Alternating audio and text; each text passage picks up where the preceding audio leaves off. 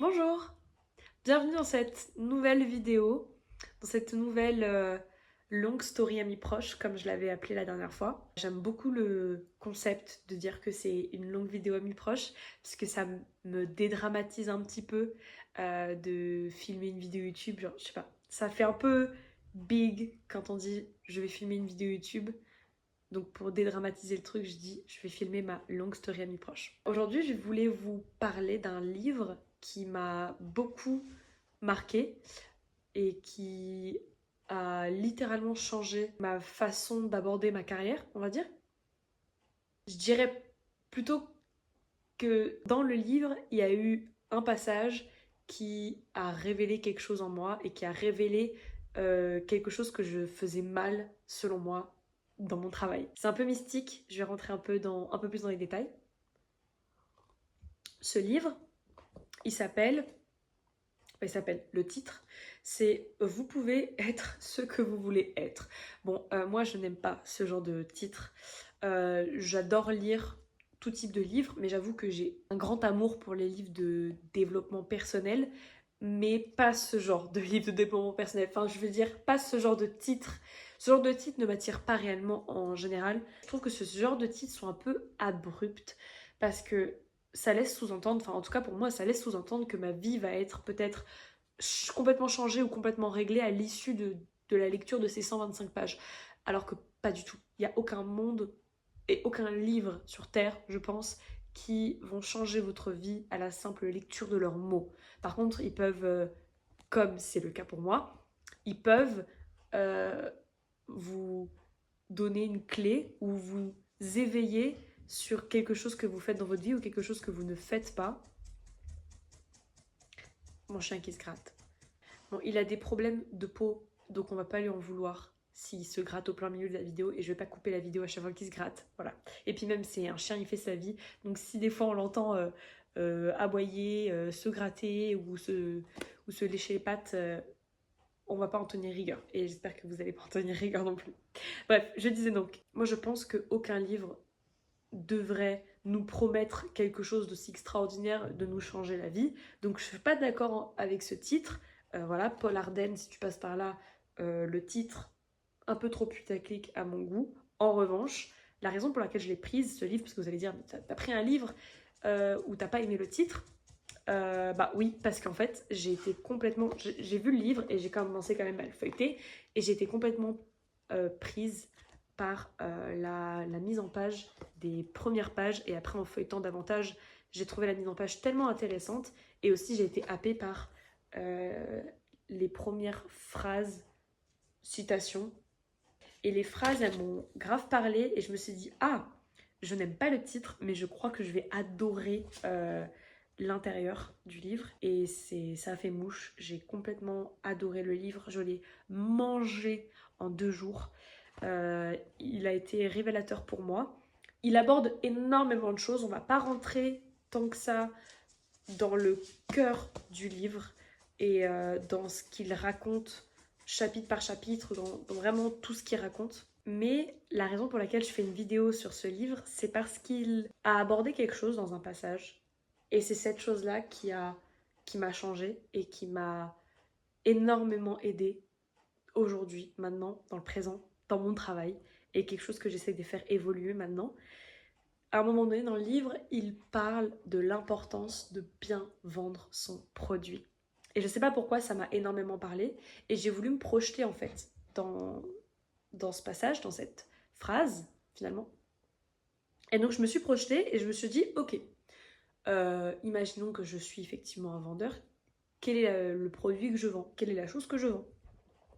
Ça m'a fait tilt tout de suite et je me suis dit, bah moi, du coup, ce que je vends au quotidien, enfin ce que j'essaye de vendre du moins, là où j'essaie de réussir ma vie, c'est dans le cinéma, dans l'acting. Et donc mon produit, ce que je vends, c'est mes capacités d'interprète, c'est mon jeu. Et quel est le vendeur de ce produit? Bah c'est moi.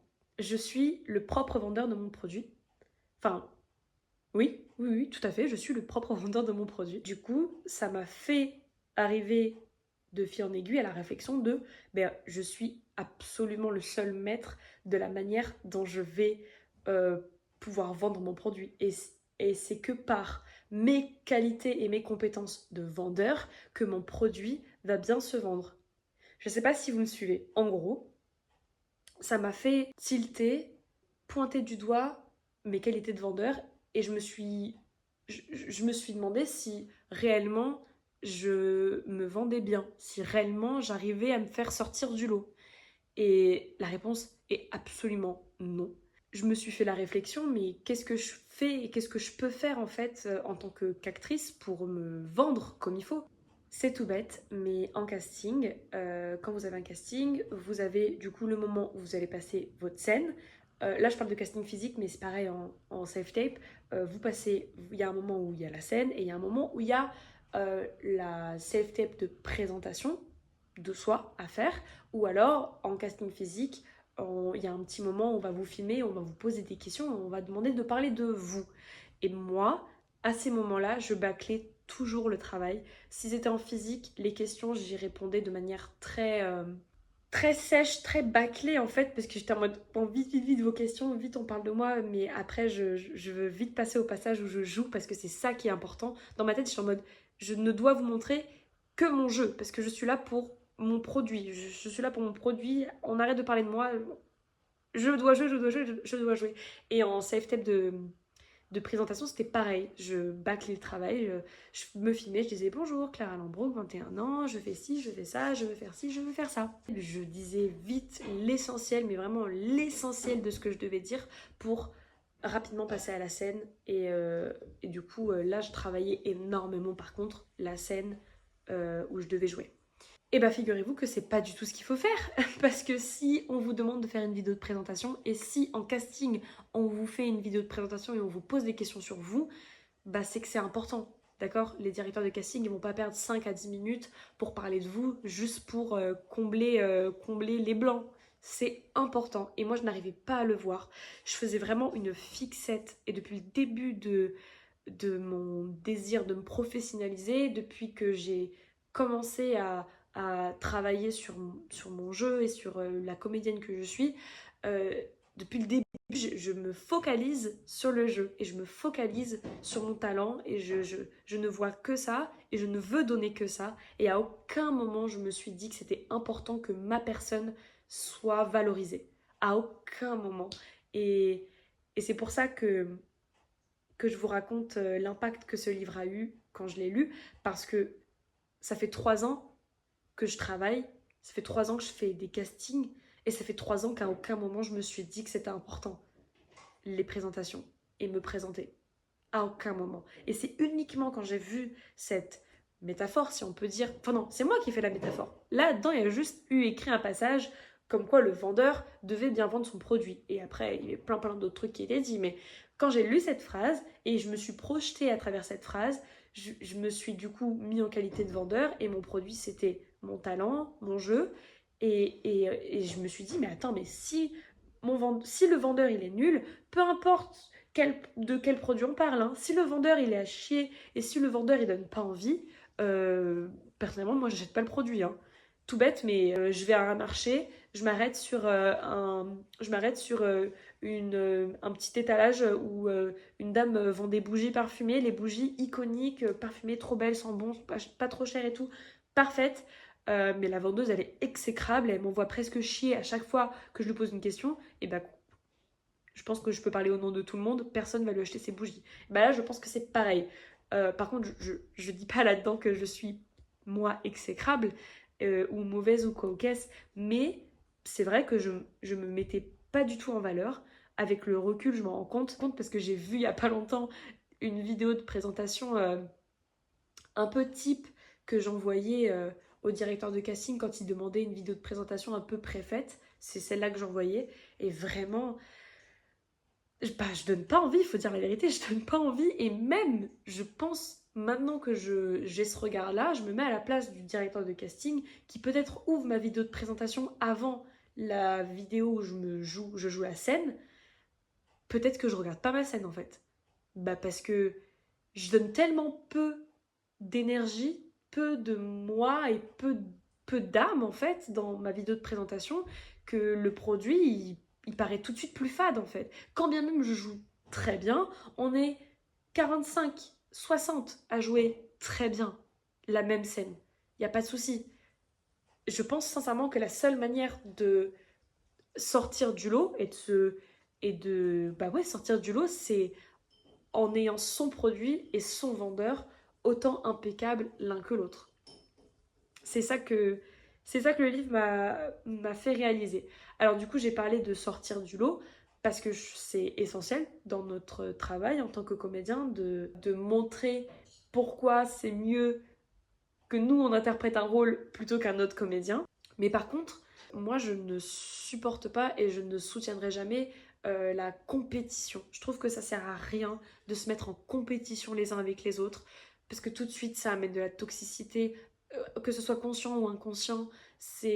Pour moi, c'est pas bon de se mettre en compétition avec les autres. On devrait tous d'ailleurs se soutenir et s'élever les uns avec les autres. Mais par contre, je suis pas bête, évidemment, il faut que je trouve toujours le moyen de sortir du lot et que je trouve toujours le moyen de me valoriser plus qu'un autre. C'est-à-dire que si on est deux à passer un casting, je vais pas, quand c'est mon tour de passer le casting, parler 15 minutes de celle qui est passée avant en disant vous avez vu, elle est vraiment magnifique, elle est vraiment extraordinaire. Enfin vraiment, non, c'est pas quelque chose à faire. Même si je soutiens au fond de mon cœur la comédienne qui vient de passer, c'est pas quelque chose qu'il faut faire, je pense, sincèrement. Mais par contre, l'écraser ou tout faire pour montrer que je suis meilleure, si je le pense, c'est pas à faire non plus. Je pense que la manière la plus saine et la plus convenable de se mettre en avant, c'est mettre en avant sa propre personne autant que de mettre en avant son jeu et le produit que l'on veut vendre. Quand je rencontre quelqu'un qui travaille dans le milieu du cinéma ou qui travaille dans le cinéma, dans le théâtre, pardon, qui a une compagnie, etc., quand il faut me mettre en valeur, par les mots, je bug toujours. De base, je bug, j'arrive pas à vraiment me mettre en valeur. Et au fond de moi-même, je me dis, dans ma tête, je me dis, mais en fait, il n'y a aucun moyen qu'elle sache que je suis bonne parce que j'ai pas joué. Je peux pas jouer là devant elle tout de suite, je peux pas jouer, j'ai rien à interpréter. Elle me demande même pas de jouer. Donc, comment je peux faire pour qu'elle ait envie de me recontacter ou comment je peux faire pour qu'elle ait envie de me voir jouer même. Et à aucun moment, mais maintenant que j'en parle, je trouve ça bête, à aucun moment, je me suis dit, mais je vais peut-être lui donner envie d'apprendre à me connaître tout court, je vais peut-être lui donner envie je vais lui montrer un peu plus de ma personnalité pour qu'elle me trouve charmante ou qu'elle me trouve enjouée ou qu'elle me trouve vivante ou amusante ou quoi au caisse. Non, à aucun moment je me suis dit que ma personnalité était importante, que montrer ma personne, c'était important. Et maintenant que je me suis rendu compte de tout l'inverse, j'ai décidé de travailler de manière concrète sur ma personne autant que sur mon jeu. Avant, tout le temps que je prenais à travailler mon interprétation, comment décortiquer, jouer interpréter un personnage, donner de ses émotions sur scène, donner de ses émotions devant la caméra, avoir un jeu théâtre, avoir un jeu caméra, tout ça, tout ça. Maintenant que j'ai beaucoup donné de temps pour tout ça, et je vais continuer hein, bien sûr à donner du temps à tout ça, c'est essentiel, je pense, pour tout comédien de toujours chercher à travailler son jeu. Mais maintenant, je vais donner aussi beaucoup de temps à travailler en fait sur ma façon de me vendre et ma façon de travailler ma communication en fait. Je me rends compte que je communique très mal sur qui je suis. À travers ces vidéos, je me permets vraiment de m'entraîner à parler de moi de manière plus vaste, à parler de ce que j'aime faire, à parler de ce que j'aime tout court, à me montrer sous toutes mes couleurs et toutes mes facettes. C'est ultra important et c'est pour ça aussi que je suis vraiment fière de moi dans ma démarche et dans ma première vidéo, je crois que je l'ai beaucoup dit à la fin, mais vraiment je suis trop contente de faire de prendre du temps pour ce travail-là parce que mine de rien c'est du temps. C'est beaucoup de temps que je prends pour faire ces vidéos-là, mais c'est du temps nécessaire et c'est du temps dont je suis fière de prendre. Après aussi, il y a un autre aspect que j'aime beaucoup dans le fait de travailler ce vendeur autant que son produit. Personnellement, moi, ça me fait énormément sortir de ma zone de confort et c'est quelque chose dont j'ai toujours ressenti le besoin et je pense que tous les comédiens doivent s'entraîner au quotidien à sortir de leur zone de confort. Personnellement, je me suis jamais sentie autant évoluer dans n'importe quel moment de ma vie en tant que comédienne que quand je sortais de ma zone de confort. toutes choses confondues. Mais dès que je sortais de ma zone de confort, j'évoluais d'une manière ou d'une autre. Et c'est vrai, maintenant jouer, et sous beaucoup de facettes, c'est devenu une zone de confort. Et dans beaucoup d'endroits et de beaucoup de manières différentes. Maintenant que j'ai exploré aussi le théâtre, autant que le jeu de caméra, autant que le plateau, etc. Même à un très très bas échelle, hein, on l'entend. J'ai pas fait des grands théâtres et j'ai pas fait des grands plateaux, mais je connais cet environnement plus ou moins niveau 1, hein, mais je connais l'environnement, c'est devenu une zone de confort pour moi. Par contre, les vidéos de présentation, parler de moi, me vendre, me mettre plus à nu, ça c'est de l'inconfort total. Donc c'est une démarche qui est très importante parce que je sais que quoi qu'il arrive, même si c'est pas agréable pour moi, même si je suis pas forcément fière du produit que je donne, d'une manière ou d'une autre, je sais que ça va me faire grandir, évoluer et ça va m'apporter des opportunités. Donc voilà, c'est un peu pour ça que je voulais vous parler de ce livre. C'est pas une vraie review de livre que je vous fais là. De toute façon, la vidéo, elle prétendait jamais faire ça. Mais je vous invite à le lire. Si vous l'avez déjà lu, n'hésitez pas à me dire ce que vous en avez pensé ou si vous apporté quelque chose. Je trouverais ça super intéressant. Parce que ça se trouve, vous êtes plusieurs à avoir ressenti la même chose que moi sur cette idée du vendeur et du produit. Ou ça se trouve pas du tout. Ou ça se trouve sur ce passage du vendeur, vous y avez pensé complètement autre chose. Je trouve ça aussi intéressant d'avoir un retour différent sur un sujet même et de voir comment il nous a touchés différemment. Peut-être que j'aborderai de manière un peu plus approfondie le fait de travailler sur soi, ou peut-être que je ferai même une vidéo complète sur tout ce que je fais aujourd'hui dans ma vie de comédienne pour travailler le vendeur que je suis et le mettre en avant le plus possible. Peut-être que je vous montrerai aussi mes petits tips que je fais maintenant en vidéo de présentation. Je vous montrerai, je vous expliquerai ce que, en tout cas, moi, je fais. De toute façon, c'est un processus qui suit son cours, hein. J'ai à peine réalisé qu'il fallait que je sois attrayante, moi, et pas que mon jeu. Donc, je suis encore en train moi-même de découvrir ce que je peux faire pour me rendre intéressante. Il y a aussi une dimension de peur et d'appréhension, vous voyez, dans le fait de se donner soi et de pas donner que du jeu. Que ce soit en casting, en cours, en stage, en ce que vous voulez, je suis très ouverte à ce qu'on me dise là t'as mal joué. Là t'as mal joué, t'aurais dû le jouer comme ça.